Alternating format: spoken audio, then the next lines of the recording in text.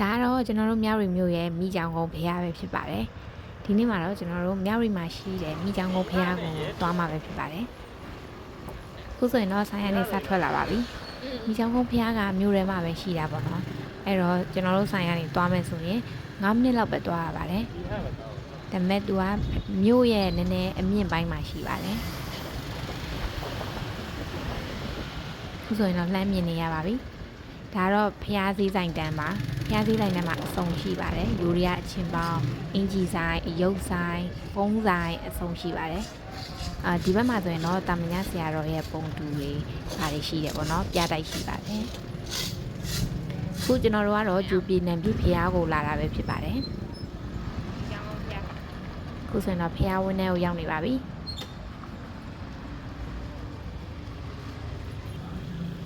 ကျိုးပြင်းနေပြီဖះမှာမောင်လေးရဲ့နိနံကိုရှာရမှာပေါ့နော်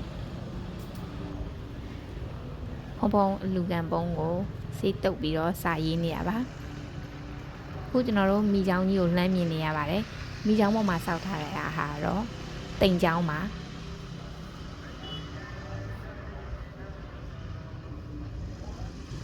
ဒီအခုသူတို့သွားနေတဲ့လမ်းကတော့ဖះချောင်းဝန်းကိုဖြတ်ပြီးတော့ဖောက်ထားတဲ့လမ်းပေါ့နော်ကျွန်တော်တို့မြဝတီမှာ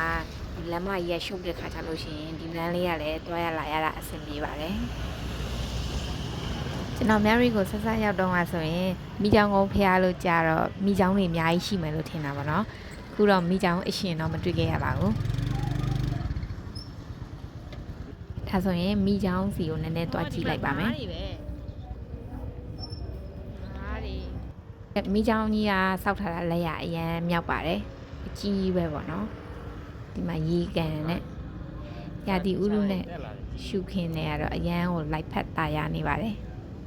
ရေကန်ထဲမှာငါးလေးတွေရှိတယ်လိတ်လေးတွေရှိတယ်လိပ်စာငါးစာကျွေးလို့ရပါတယ်ညရီမျိုးမှာဆိုရင်တော့မိချောင်းကုန်းဖျားဆိုရင်မတိတဲ့လူမရှိပါဘူးเนาะ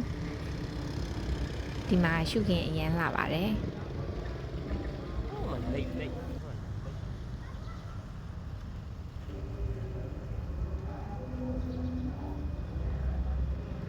ဒါဆိုရင်တော့ပြန်มาတော့မယ်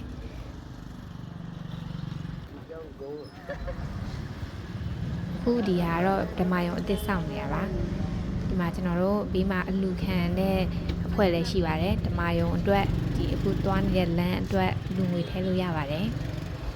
ကျွန်တော်တို့ကတော့ဒီလာတဲ့လမ်းအတိုင်းပဲပြန်လာပါပြီ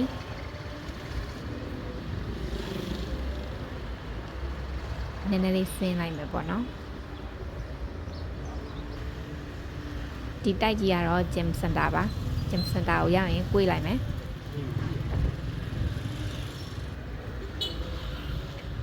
ဟိုမှာမြင်နေရတဲ့အလန်တိုင်လေးတွေနဲ့အဆောက်အဦကအဲ့ဒါကကာစိန်တို့ရဲ့ပညာရွှေခူးကျောင်းပါသူတို့ကျောင်းကတော့စီကံကောင်းလို့နာမည်ကြီးပါတယ်ချင်းဆိုရင်ကကာစိန်စတင်နေပါပြီ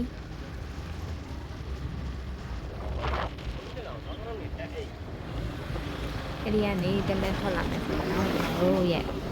တလန်နဲ့တော့ပြီးရင်နောက်လမ်းမအီကိုရောက်လာမှာပဲဖြစ်ပါတယ်။မြရီမြို့မှာ main လမ်းမအဲ့ဒီတလန်မပဲရှိပါတယ်။